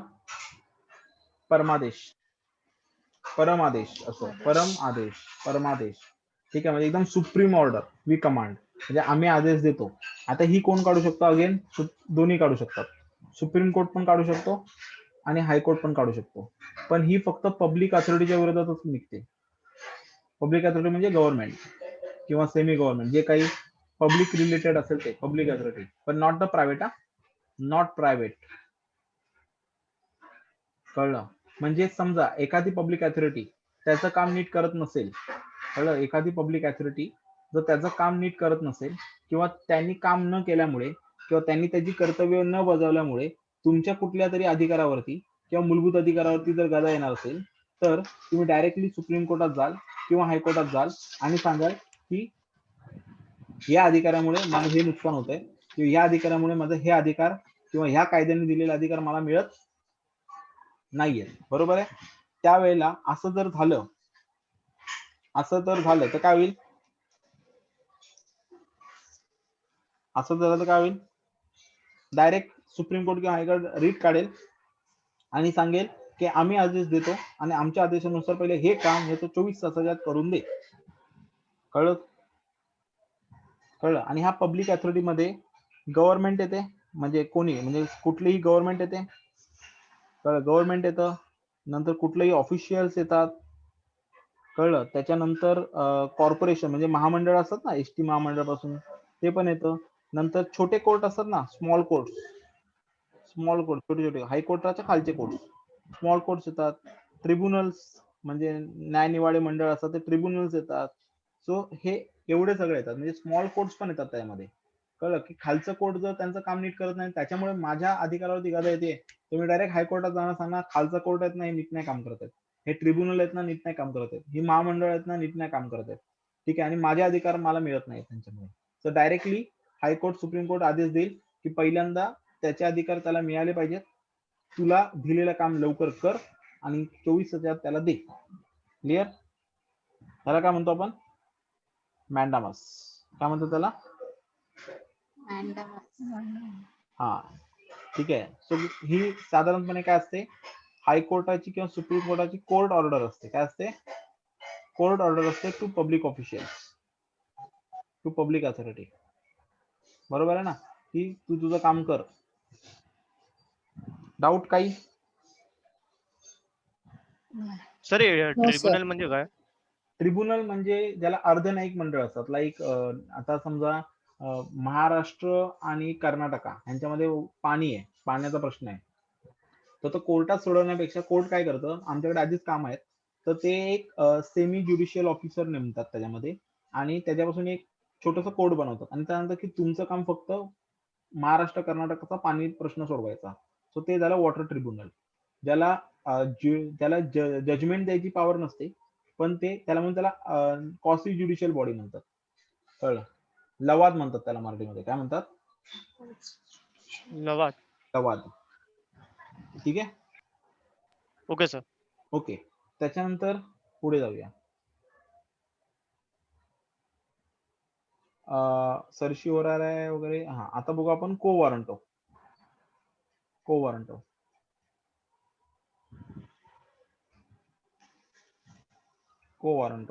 वॉरंटोचा अर्थ काय? सर हा, सर अजून 2 बाकी आहेत. थांब ना, तिसरं लिहिलंय ना, म्हणजे 5 झाले ना, 3 4 5 है ना, 2 बाकी असणारच ना, तिसरा आहे म्हणजे हा. बरोबर का रे? हो सर. हा, बरोबर. 3 नंतर 4 आणि नंतर 5, 2 बाकी. बरोबर आहे सर, बरोबर आहे. हा, ठीक आहे. तो को वॉरंटो. आता को वॉरंटोचा अर्थ काय होतो की ह्याला काय म्हणतात? अधिकार पृच्छा. अधिकार पृच्छा म्हणजे कुठल्या अधिकाराने तू हे काम केलंस, कुठल्या अधिकाराने तू हे काम केलंस, त्याचा अर्थ ते होतो. ठीक आहे. By what authority. आता हे कशासाठी दिलेलं असतं? आधीचे 2 आहेत ना, हे काम न केल्यामुळे दिलेले आहेत. हा तिसरा आहे ना, हा काम का केलंस म्हणून दिलेलं आहे. म्हणजे काय, जास्त केलं. हा, जास्त केलं तू. म्हणजे समजा एखादा बीएमसी ऑफिसर आहे, त्याला पॉवर नाहीये की तुझं पाणी, घराचं पाणी कापायचं आहे, पण त्याने स्वतःला शहाणा समजला, आला, धमकवलं, नाही देत आहे तर मी पाणीच कापतो, लगेच जाऊन पाणी कापलं. त्यांनी प्रोसिजर फॉलोच नाही केली पाणी कापायची. मी डायरेक्ट कोर्टात जाणार आणि सांगणार की मला घरात 4 दिवस पाणी नाही मिळालंय, हे माझी बेसिक नीड आहे की मला पाणी मिळालं पाहिजे, माझा बेसिक अधिकार आहे, नाही मिळालंय मला, आणि ह्या माणसाने माझं पाणी तोडलंय. कुठलीच अथॉरिटी, एक तर ह्याला अधिकार नाहीये, कळलं, पाणी तोडायचा, ह्याच्याकडे लेटर नाहीये पाणी तोडायला आलेला, हा आला, याला मी उत्तर दिलं, याचा इगो हर्ट झाला, याने पाणी तोडलं. बरोबर आहे. लगेच सुप्रीम कोर्ट, हायकोर्ट काय करेल, रीट काढेल को वॉरंटो, आणि त्याला सांगेल की भाऊ हे जे तू काही केलंस त्याचं उत्तर दे, तुला कोणी अधिकार दिला, तुला कोणी सांगितलं. म्हणजे तो वरच्याचं नाव लिहू शकत नाही, साहेबांनी सांगितलं, त्याकडे लेटर पाहिजे, सांगितलं असेल तर. नसेल सांगितलं तर त्याला लिहावं लागेल, आणि त्याच्या अथॉरिटीच्या बाहेर असेल तर सस्पेंड होईल किंवा त्याला माफीनामा द्यावा लागेल. साधी गोष्ट असेल तर, मोठी गोष्ट असेल सस्पेंड होईल, कारण अधिकारात नसताना तुला कोणी सांगितलं करायला. कळलं? Is it clear? की कुठलाही अधिकारी, पब्लिक अथॉरिटी, म्हणजे तो मंत्री असेल नाही तर कोणी असेल, सो को वॉरंटो अगेन हा कोणासाठी लागू होतो, पब्लिक अथॉरिटी. कोणासाठी? Public authority. ठीक आहे. आणि हे कोण काढू, सुप्रीम कोर्ट पण काढू शकतो आणि हायकोर्ट पण काढू शकतो, पण अगेन्स्ट पब्लिक, प्रायव्हेट साठी नाही. याचा अर्थ प्रायव्हेट साठी काढण्यास, प्रायव्हेटच्या संदर्भामध्ये पहिलाच आहे कुठला, फक्त हेबियो कॉर्पस. ठीक आहे. हा, आणि बाकीचे पहिला, दुसरा आणि तिसरे, पहिले पण 3 कोणासाठी आहेत, पहिला पब्लिक आणि प्रायव्हेट, नंतरचे 2 फक्त पब्लिक अथॉरिटी. कळलं? पहिले 2 कशासाठी आहेत, काम नाही केलं म्हणून. तिसरं कशासाठी आहे, अधिकाराच्या बाहेर काम केलं म्हणून थांबवण्यासाठी. कळलं का? ठीक आहे. हा, आता मी म्हणून मी तो पहिले घेतला. आता मी तुम्हाला सांगतो ते तसं लक्षात ठेवा. अरे पेज संपलं की काय माझं? एक मिनिट जरा.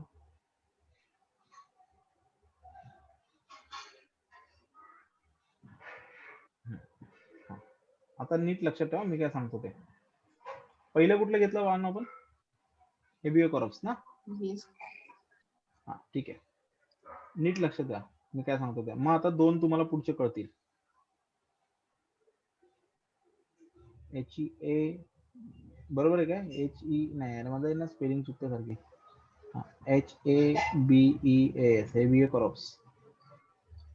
हा, ह्याच्यामध्ये काय लक्षात ठेवाल, एक public authority plus private. Okay. Second काय, मॅन्डामस. मॅन्डामस कोणासाठी आहे, ओनली पब्लिक ऑथॉरिटी. पब्लिक. ह्याला ब्लँक आहे, ह्याला काही नाही. ठीक आहे. थर्ड काय आहे, को वॉरंटो. ठीक आहे, को वॉरंटो. को वॉरंटो पण काय, फक्त पब्लिक, प्रायव्हेट मध्ये काही नाही. ठीक आहे. क्लिअर? हे क्लिअर? ठीक आहे. हे 2 कशासाठी आहेत, काम नाही केलं. बरोबर आहे ना, किंवा सॉरी ते नको राहू द्या. हा, सो पहिलं कशासाठी आहे, चुकीचं काम केलं, म्हणजे मला कायद्याच्या बाहेर जाऊन काम केलं. बरोबर आहे ना. को वॉरंटो म्हणजे काय, काम केलं नाही म्हणून तुला मी आदेश देतोय. मॅन्डामस कशासाठी आहे, काम नसेल करत तर, है ना. बरोबर आहे. ही चुकीची अटक, चुकीच्या पद्धतीने पकडणं किंवा अटक करणं. बरोबर आहे. किंवा मला डिटेन करणं, ह्याच्या संदर्भात हेबियो कॉर्पस आहे. मला काम नाही करणं माझं, मॅन्डामस. कळलं? चुकीची अटक किंवा चुकीचं डिटेन्शन, हेबियो कॉर्पस. कामच नाही केलं, मॅन्डामस. चुकीचं काम केलं, को वॉरंटो. कळलं? तिन्ही काय, पब्लिक अथॉरिटीच्या विरोधात आहे. आता चौथा आणि 5वा घेऊया, म्हणून मी मुद्दा म्हणून त्याला मागे ठेवलं. चौथं कुठलं आहे, प्रोहिबिशन. बरोबर आहे, प्रोहिबिशन. आणि 5वं कुठलं आहे, सर्शिओरार आहे. कळलं? सो सर्शिओरार आहे. आणि हे जे 2 आहेत ना, हे 2 ना पब्लिक आहेत ना प्रायव्हेट आहेत, हे ज्युडिशियरीच्या संदर्भात आहेत. कशाच्या संदर्भात आहेत, ज्युडिशियरी. कळलं? म्हणजे सुप्रीम कोर्ट किंवा हायकोर्ट त्याच्या खालच्या कोर्टांना आदेश देतं. कळलं? लक्षात, ज्युडिशियरी, सुप्रीम कोर्ट, किंवा हायकोर्ट काय करतं, कोणाला आदेश देतं, लोअर कोर्टला. कळलं? मग सुप्रीम कोर्टाकडे गेली केस, तर सुप्रीम कोर्ट कोणाला आदेश देऊ शकतो, एक तर हायकोर्टाला नाही तर लोअर कोर्टाला. बरोबर आहे. हायकोर्टाकडे केस गेली तर कोणाकडे देऊ शकतात, ते लोअर कोर्टाला आदेश देतात. कळलं? सो हे दोन्हीही कोणा संदर्भात आहेत, कोणाच्या कामाच्या दिरंगाईमध्ये, कारण कोर्ट काय धुतल्या तांदळाचा असू शकत नाही ना, ते पण चुका करू शकतात. बरोबर आहे. तर हे दोन्ही कोर्टाच्या संदर्भात, प्रोहिबिशन आणि सर्शिओरार आहे. क्लिअर? आता काय आहे ते बघूया आपण. हा चार्ट नीट लक्षात ठेवा. पहिले 3 पब्लिकच्या संदर्भात आहे, हेवियर कॉरप्स, मॅन्डामस आणि को वॉरंटो, हे पब्लिक अथॉरिटीच्या संदर्भात आहेत. त्यातला पहिला हा पब्लिक आणि प्रायव्हेट दोघांच्या संदर्भामध्ये इश्यू करू शकतो सुप्रीम कोर्ट. चौथा आणि पाचवा हा प्रॉपरली कोणा संदर्भात आहे, ज्युडिशियरीच्या संदर्भात आहे. कशाच्या? ज्युडिशियरी. ठीक आहे, विसरू नका. आता प्रोहिबिशन, प्रोहिबिशन म्हणजे काय, थांबवणे, तो प्रोहिबिट ना. प्रोहिबिशनचा अर्थ काय, टू प्रोहिबिट किंवा टू फॉरबिड है ना, stop. To stop. Yes. Okay. पण कोणाला स्टॉप करायचं मग, कोणाला, कोर्टाला. बरोबर. म्हणजे समजा एखादं कोर्ट, लक्षात ठेवा, एखादं कोर्ट जर त्याच्या कक्षेच्या बाहेर जाऊन निर्णय देत असेल, म्हणजे एकदम लोअर कोर्ट आहे, ज्याला फाशी द्यायचा अधिकार नाही किंवा ज्याला जन्मठेप टिकवायचा अधिकार नाही, त्यांनी ठेवली जन्मठेप, किंवा सिव्हिल कोर्टामध्ये त्यांनी लावलं 2 करोडचा दंड, जो की त्याचा अधिकार नाहीये. कळलं? तर मी डायरेक्ट वरच्या कोर्टात सांगणार की खालच्या कोर्टाने जे काही निर्णय दिलेले आहेत किंवा मुळात त्यांनी जी केस टेबलवर घेतली आहे ती मुळातच चुकीची आहे. का? कारण आपल्याकडे प्रत्येक कोर्टाला काही अधिकार दिलेत की कुठल्या केसेस कुठल्या कोर्टात लढल्या जाऊ शकतात, कुठल्या कोर्ट किती लेवल पर्यंत तो ज्युरिडिक्शन देऊ शकतो. कळलं? कुठले निर्णय तो देऊ शकतो, कुठल्या शिक्षा तो देऊ शकतो. म्हणजे काय, आपल्याकडे प्रत्येक कोर्टाला, लोअर कोर्ट पासून काय, प्रत्येक कोर्टाला काय आहे, त्याचा एरिया ऑफ ज्युरिडिक्शन आणि पॉवर दिलेले आहेत. बरोबर आहे. पण कधी कधी लोअर कोर्ट काय करतं, कळलं, मग करप्शन असेल किंवा माहिती नसेल किंवा चुकीचे निर्णय असतील, जे काही असेल, अनेक वेळेला आपल्या निर्णयाच्या बाहेर जाऊन निर्णय देतात किंवा चुकीच्या केसेस टेबलावर घेतात. कळलं? किंवा चुकीच्या पद्धतीने हँडल करतात. जर असं होताना दिसलं तर मी कोर्टाच्या विरोधातच कोणाविरुद्ध जाऊ, मग मला कोर्टाच्या विरोधात जाण्यासाठी कोण लागेल, कोर्टच लागेल. म्हणून मी लोअर कोर्टाच्या विरोधात कुठे जाणार, हायर कोर्टाकडे जाणार. कळलं? आणि हायर कोर्टात अपील करणार की ती केस मुळातच चुकीची आहे आणि याला थांबवा, जे काय करतोय तो. कळलं? आलं का लक्षात? कधी कधी क्वासी ज्युडिशियल बॉडी म्हणजे अर्धन्यायिक, जे पूर्ण न्यायालय नसतात, म्हणजे जसे लवाद आहेत, कधी कधी लवाद जे असतात त्या लवादांना ना निर्णय घेण्याचे काही अधिकार दिलेले असतात, पण त्या अधिकारांना पण एक मर्यादा असते की तुम्ही ह्याच्या बाहेर जाऊन निर्णय घेऊ शकत नाही, तुम्ही हे डिसिजन घेऊ शकत नाही, तुम्ही हेच डिसिजन घ्यायचे. तरी सुद्धा काही लवाद म्हणजे अर्धन्यायिक संस्था वगैरे ज्या असतात त्या काय करतात, आपल्या कक्षेच्या बाहेर जाऊन निर्णय देतात. कळलं? आणि जर असं झालं, कळलं, तर मग अशा वेळेला ती जी क्वासी ज्युडिशियल बॉडी आहे किंवा अर्धन्यायिक संस्था आहेत, कळलं, नंतर आपल्याकडे काही छोटे न्यायालय, त्यांना थांबवण्यासाठी मग सुप्रीम कोर्ट किंवा हाय कोर्ट काय करतं, प्रोहिबिशनची रिट्स काढतं. कळलं? लक्षामध्ये? बरं. ही जी रीट आहे ही अथॉरिटीच्या विरोधात काढता येते का? नाही. लिगल बॉडीच्या अंतर्गत काढता येते का? नाही. प्रायव्हेटच्या अंतर्गत काढता येते नाही. मग कोणाविरुद्ध काढता येते फक्त? ज्युडिशियल और क्वासी ज्युडिशियल. क्वासी ज्युडिशियल म्हणजे काय? अर्धन्यायिक. काय? लवाद. अर्धन्यायिक संस्था. कळलं? अर्धन्यायिक म्हणजे काय, त्यांना चौकशी वगैरे करायचे सगळे अधिकार दिलेले असतात. जसं आपण म्हणतो चौकशी कमिटी बसवतो, माहिती तुम्हाला, इन्क्वायरी कमिटी वगैरे बसवतो, माहिती ना, त्याला क्वासी ज्युडिशियल बॉडी म्हणतात. त्या क्वासी ज्युडिशियल झाला म्हणजे इन्क्वायरी करा, सगळं करा, पडताळणी करा, तुम्ही तुमच्या नोंदणी लिहा, पण तुम्ही निर्णय नाही देऊ शकत की तू गुन्हेगार आहेस. त्यासाठी तुम्हाला ज्युडिशियरी मध्ये जावं लागतं. ठीक आहे. सो ह्यांना थांबवण्यासाठी, सो ज्युडिशियल आणि क्वासी ज्युडिशियल बॉडी या जेव्हा चुकीचा निर्णय देऊ शकतात किंवा चुकीच्या पद्धतीने काम करतात किंवा त्यांच्या कक्षेच्या बाहेर जाऊन काम करतात, ते थांबवण्यासाठी वरच्या कोर्टात जाऊन तुम्ही खालच्या कोर्टाला थांबवू शकता. ठीक आहे, असं आहे. आणि लास्ट आहे ते म्हणजे सर्शिओरार आहे. आता सर्शिओरारचा अर्थ काय होतो? To be inform. To be inform म्हणजे कळवणे. काय कळवणे, बरोबर आहे, कळवणे. ठीक आहे, असं आहे ते. किंवा टू बी सर्टिफाईड असं येतं. बर, आता ही कशासाठी केलं जातं की ट्रान्सफर ऑफ केसेस. काय ट्रान्सफर ऑफ केसेस म्हणजे समजा कधी कधी असं होतं की एखादी महत्वपूर्ण केस आहे, पण एखाद्या कोर्टामध्ये ऑलरेडी सगळ्या केसेस लावलेल्या आहेत आणि माझी खूप सेन्सिटिव्ह केस आहे जिचा नंबर शेवट आहे. कारण आणि मला माहिती आहे की ही जी केस आहे ही ह्या कोर्टामध्ये चालवली नाही गेली पाहिजे, नाही तर एक निकाल नाही लागणार किंवा लागला तर चुकीचा लागेल. मग अशा वेळेला मी वरच्या कोर्टात जाऊन अपील करतो की माझी केस ट्रान्सफर करा. मग अशा वेळेला lower court, higher court, lower कोर्टाला आदेश देतं की ही जी पर्टिक्युलर केस आहे ना ही जरा जास्त सेन्सिटिव्ह आहे, ती तुझ्याकडे ठेवू नको, ती युक्त आमच्याकडे पाठव, हायर कोर्टाकडे पाठव. म्हणजे काय केलं, केस काय केली, ट्रान्सफर केली.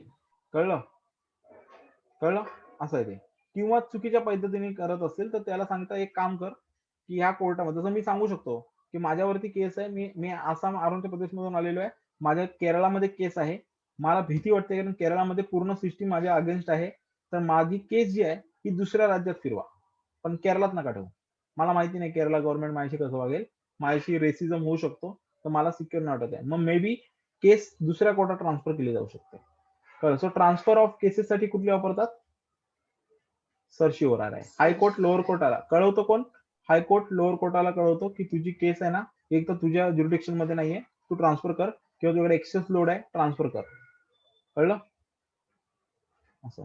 ठीक आहे. सो आता कळलं तुम्हाला मी वेगळं का मगाशी कोवॉरंट वरती काय घेतलं की लक्षात राहण्यासाठी की हे जे वरचे 3 आहेत हे पर्टिक्युलरली पब्लिकच्या संदर्भामध्ये आहेत. पब्लिक अथॉरिटीला ते रिट्स काढतात, पब्लिक अथॉरिटीच्या अगेन्स्ट रिट्स काढू शकतो, आणि हे 2 आहेत ते हायर कोर्ट लोअर कोर्टाच्या संदर्भात काढतात.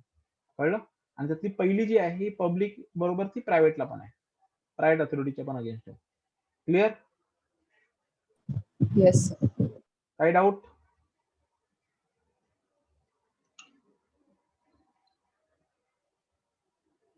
काय डाऊट आहेत का. No sir. ओके बरं ठीक आहे, असं आहे ते.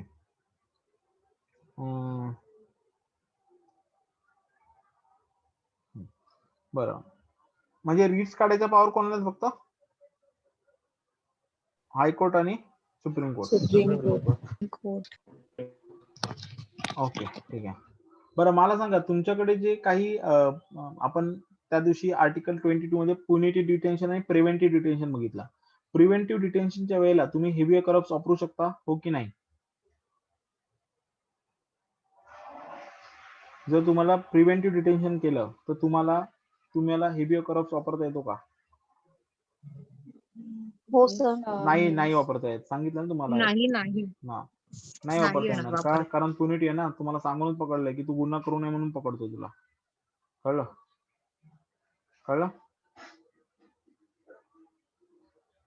असं आहे ते. सर प्युनिटिव्ह की प्रिव्हेंटिव्ह बोलताय. प्रिव्हेंटिव्ह. ओके. इव्हन पुनिटी डिटेन्शनला पण नाही पकडू शकत ना, कारण तुला ऑलरेडी माहिती आहे पुनिटी म्हणजे काय, गुन्हा केलाय झाला हो, आणि सर. प्रायमा फेसी तुझ्यावरती पुरावे आहेत तर तुला पकडतोय ना आम्ही. Yes sir. असं आहे ते. ठीक आहे. म्हणजे तुम्ही करू शकता जेव्हा तुम्हाला केलं डिटेन्शन हे जर लॉफुल नसेल तरच तुम्ही हेवियर करप्ट वापरू शकता ना. मग त्यामुळे तुम्हाला माहिती अनेक वेळेला तुम्ही टाकू शकता चेक करायला, पण मग सुप्रीम कोर्ट बघेल अरे हे का टाकलंस तू, नाही त्यांनी बरोबर पकडलंय, काय हेवियर करप्ट वगैरे नाही, त्यांनी बरोबर पकडलंय. सो तुम्ही जेव्हा रिट्स घेऊन जाता तेव्हा कधी कधी रिजेक्ट पण होतात रिट्स, किंवा हा सुप्रीम कोर्ट सांगतो की बरोबर आहे अधिकाराचा हनन झालंय, पण it's not your fundamental right any more, it's your statutory right किंवा other than fundamental right, go to the high court, आणि ते खाली करतात, खाली जा असं म्हणतात. कळलं. हो सर. ओके ठीक आहे. बरं ठीक आहे. हा आता आपण उरलेले जे काही आहेत आर्टिकल 32, 26 म्हणजे रिट्स बघितला आपण, पण मी तुम्हाला ना आता आर्टिकल 33, 34 आणि 35 हे 3 आर्टिकल जे आपले राहिलेत ते मी तुम्हाला आता सांगतो. बरं आता हे जे 3 आर्टिकल आहेत मी पुन्हा एकदा तुम्हाला सांगितलं होतं की भाग 3 मधले जे अधिकार आहेत, भाग 3 मध्ये टोटल 12 ते 35 आर्टिकल आहेत, बरोबर आहे ना. ठीक आहे. पण त्याच्यामध्ये आर्टिकल 14 ते 32 मध्ये तुम्हाला काय मिळतात, फक्त अधिकार मिळतात. बरोबर आहे. ठीक आहे. त्यातले 12 आणि 13 हे तर डेफिनेशन देतात. काय देतात? डेफिनेशन देतात. बरोबर आहे. 12 कशाची डेफिनेशन देतो? स्टेटची डेफिनेशन देतो आणि 13 लॉची डेफिनेशन Law. देतो. बरोबर आहे की लॉ कशाला म्हणायचं? When you consider the fundamental right. Correct. तर आर्टिकल 33, 34 आणि 35 काय देतं मग? हे कशा संदर्भात आहे? कळलं? कोण सांगेल मला कशा संदर्भात आहेत? एक जस्ट तुम्ही वाचलं असेल तर.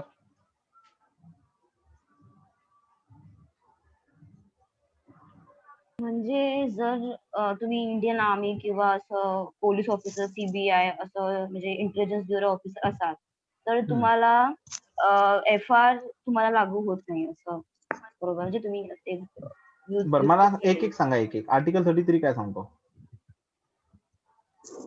सर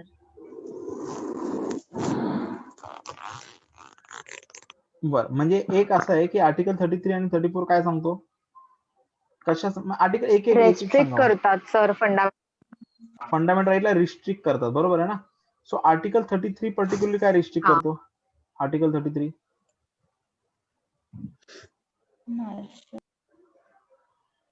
आर्म्ड फोर्सेस आणि आपलं पॅरामिलिटरी आहे. फोर्सेस, म्हणजे police, mainly intelligence. Okay mainly काय युनिफॉर्म सर्व्हिस. बरोबर आहे. सो आर्टिकल 33 काय सांगतो? हा. पार्लमेंट.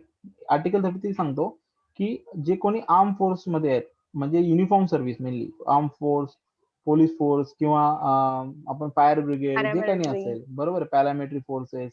ठीक आहे. CPI. ज्यांनी एकत्र राहणं गरजेचं आहे. कळलं? ही लोक फंडामेंटल राईट्सचा वापर करू शकत नाहीत. किंवा असं लिहिलंय की ह्यांच्या संदर्भामध्ये फंडामेंटल राईट्सचं काय स्थान असेल, यांच्या संदर्भात फंडामेंटल राईट्सचं काय स्थान असेल हे कोण ठरवेल? हे पार्लमेंट ठरवेल. कळलं? सो आर्टिकल 33 काय आहे? आर्टिकल 33 पार्लमेंटला सांगतं की पार्लमेंटने काय करावं की ह्या लोकांच्या संदर्भातले मूलभूत अधिकारांचं स्थान काय असेल, मूलभूत अधिकारांचा वापर काय असेल, ते कधी वापरू शकतात, कधी नाही वापरू शकत, कधी करू शकतात, कधी नाही करू शकत, काय कुठपर्यंत करू शकतात. कळलं? त्याचे पॉवर लिमिटेशन हे सगळं कोण ठरवेल? पार्लमेंट ठरवेल. कळलं? सो आर्टिकल 33 काय की ह्या लोकांच्या संदर्भातले मूलभूत अधिकारांचं काय होणार, कसं होणार, केव्हा होणार, कधी होणार हे सगळं कोण ठरवणार? Parliament. Parliament. So parliament has the power. ठीक आहे. बर दॅन आर्टिकल 34 काय? Article 34 martial law sir. Martial law. Martial law म्हणजे काय सांगा मला?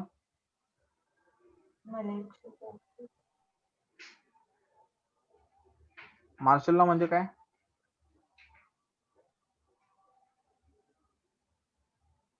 मार्शल लॉ म्हणजे काय? सर तेच का जे म्यानमार मध्ये चालू आहे?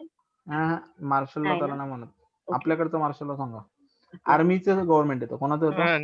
नॅशनल इमर्जन्सी ना एक प्रकारची. National emergency is very different. Martial law is very different. Martial law म्हणजे काय केलं होतं? आर्मी रूल येतो. काय येतो? कळलं? मार्शल लॉ म्हणजे काय होतं की तुमचं जे ऍडमिनिस्ट्रेशन असतं पर्टिक्युलर एरियाचं ऍडमिनिस्ट्रेशन जे असतं ना हे आर्मीच्या अंडर येतं. कोणाच्या येतं? हे आर्मी लॉच्या अंडर येतं. कळलं? त्यामुळे तिथे तुमचं इंडियन कॉन्स्टिट्यूशन लागत नाही. आणि मार्शल लॉ आला, आर्मी लॉ आला की तुमचं इंडियन कॉन्स्टिट्यूशन मध्ये काही व्हॅल्यू राहत नाही. म्हणजे तुमचं फंडामेंटल राईट पूर्ण काय होतो? नष्ट होतो. आणि काश्मीरमध्ये किंवा आपल्याकडे 92 चे जेव्हा दंगल झाले तेव्हा लावला होता तो मार्शल लॉ की आर्मी उतरते आणि आर्मीला सहजासहजी उतरवत नाहीत. कारण त्यांना उतरवलं की त्यांना एवढंच माहिती असतं की बंदुकीच्या समोरचा जो आहे ना त्याला तो आपला दुश्मन आहे. कळलं? त्याला मारायचं. म्हणून आर्मी खूप लास्टला आहे. नक्षलिझमचं किती झालं म्हणून आपण पॅरामिलिटरी फोर्सेस पडलं तर मिलिटरी नाही उतरवत. कळलं? असं असतं. सो मार्शल लॉ म्हणजे आर्मी लॉ येतो. आणि आर्मी लॉ आला की त्या ठिकाणची सिच्युएशन कंट्रोल करण्यासाठी आर्मीला पूर्ण पॉवर दिल्या जातात. आर्मीने जर तुमचे मुर्दे जरी पाडले तरी सुद्धा तुम्ही कोर्टात, सुप्रीम कोर्टात ते कधी चॅलेंज होत नाही. तर मार्शल लॉच्या अंतर्गत इव्हन बंदुकीच्या किती गोळ्या चालवल्या ह्याचीही त्यांना उत्तर द्यावी लागत नाही. तर ते आपसा ते वाले ऍक्ट का? आपसा हा स्पेशल ऍक्ट हा, आहे आर्म जो फोर्स आर्मीला स्पेशल. पण मार्शल लॉ हा प्रॉपरली वेगळा आहे. वेगळा आहे मार्शल का? Law okay. असतो. ठीक आहे. म्हणजे आर्मीचं पॉवर येते तिथे. कळलं? आणि तिथे बाकी कुठलीही ऍडमिनिस्ट्रेशन चालत नाही. ही डायरेक्टली आर्मीच्या अंडर येते. ठीक आहे. सिव्हिलियन्स कोणीही कॉन्स्टिट्यूशन वगैरे कोणी तिथे लागू होत नाही. आणि लास्ट आहे आर्टिकल 35. काय आर्टिकल 35?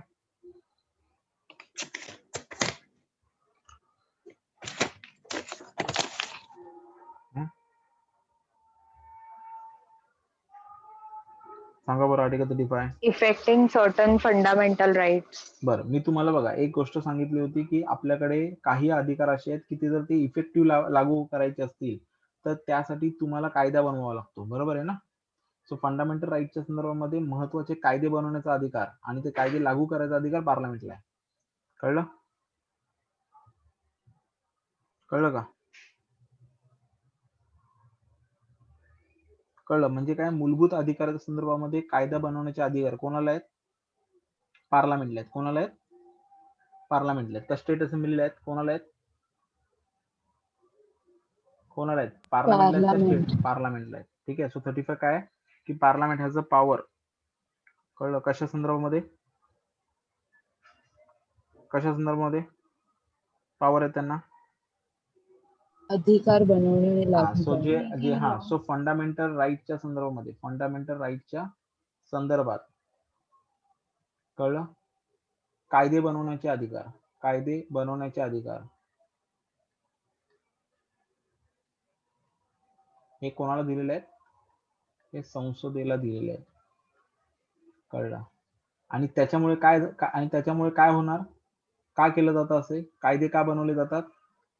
कारण फंडामेंटल राईटचे आर्टिकल इफेक्टिव्ह लागू होण्यासाठी. कशासाठी? इफेक्टिव्हली लागू होण्यासाठी. कळलं तुम्हाला? काय डाऊट? सर हा बोला. सर बोल. तुम्ही आता मार्शल लॉ बोलला तर मेट्रोलॉजी दंगल झालेली तर त्याच्यामध्ये जेव्हा आर्मीला एका पर्टिक्युलर एरिया दिला जातो त्यांच्यासोबत एक पोलीस सुद्धा असतात सर आपल्या ह्याच्यातले. ते फक्त लॉ अँड ऑर्डर साठी बाजूला उभे राहतात. नाही, पोलिसांना काही नाही मिळत. डायरेक्ट आर्मी लागू होते आणि आर्मीच्याच पॉवर. आर्मीला जर एक्स्ट्रा फोर्स लागली ते पोलीस फोर्स मागवतात, पण पोलिसांना काही अधिकार नसतात ते. कळलं का?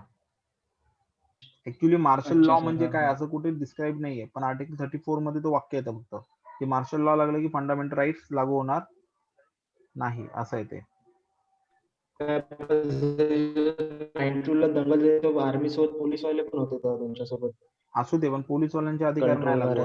पण पोलीसवाल्यांचे अधिकार नाही लागू. पोलिसांना फक्त एक्स्ट्रा पॉवर म्हणून वापरली जाते. कळलं? अच्छा. नाही सर म्हणजे मला म्हणायचं की पोलिसांचे अधिकार कमी होतात, नसतात. शून्य होतात. ठीक आहे, त्यांना आर्मीच्या अंडर काम करावं लागतं. अच्छा. पण बेसिकली आर्मी पोलिसांना बोलवतच नाही. कळलं? फक्त शांतता झाली की त्याच्यानंतर ते हँड ओव्हर करतात. कळलं की पोलिसांना की घ्या आमचं काम झालं. क्लिअर? हो सर. बरं, अजून? ठीक आहे, मग आपण थांबूया इथे आज. उद्या आपण डायरेक्टिव्ह प्रिन्सिपल्स, उद्या आपण 2 गोष्टी चालू करणार, लक्षात घ्या. ठीक आहे. आता आर्टिकल्स महत्वाचे एवढे लक्षात राहिले तरी चालतील. पुढचे आर्टिकल सोपे आहेत आणि ते सगळे करायची गरज नाही तरी पण. सो डायरेक्टिव्ह प्रिन्सिपल्स आणि फंडामेंटल ड्युटी. कळलं? भाग 4 हे 2 इम्पॉर्टंट पार्ट आहेत आपले, म्हणजे पार्ट 4. ठीक आहे, हे आपल्याला बघायचं. सो उद्या हे झाले की तुम्हाला खूप महत्वाचा पार्ट आपला संपेल इंडियन कॉन्स्टिट्यूशनचा. ठीक आहे. आणि हे आर्टिकल पटापट होतात. ते काय आपल्याला समजावायचे नाहीत, लक्षात नाही ठेवायचे, कारण डीपीएसपी मधले अधिकार जे आहेत ते सरकारची काम आहेत, ती फक्त एकदा डोळ्याखालनं टाकायची असतात बस. ठीक आहे. पण आपल्याला डीपीएसपी आणि फंडामेंटल ड्युटी बद्दल कंपॅरेटिव्ह स्टडी करायचं उद्या. सो लक्षात ठेवा, हे उद्याचा पार्ट आहे आपला, पार्ट 4 संपवायचा आपल्याला उद्या. ठीक आहे. सगळ्यात मोठा पार्ट तोच होता, preamble, feature of Indian constitution आणि फंडामेंटल राईट्स. ठीक आहे. ओके, भेटूया आपण उद्या. Thank you sir. Thank you sir. Bye sir.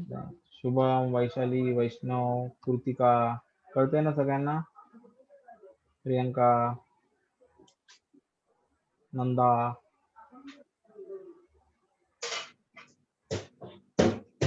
Good one. भेटूया आपण उद्या. चलो टाटा. Bye sir. बाय.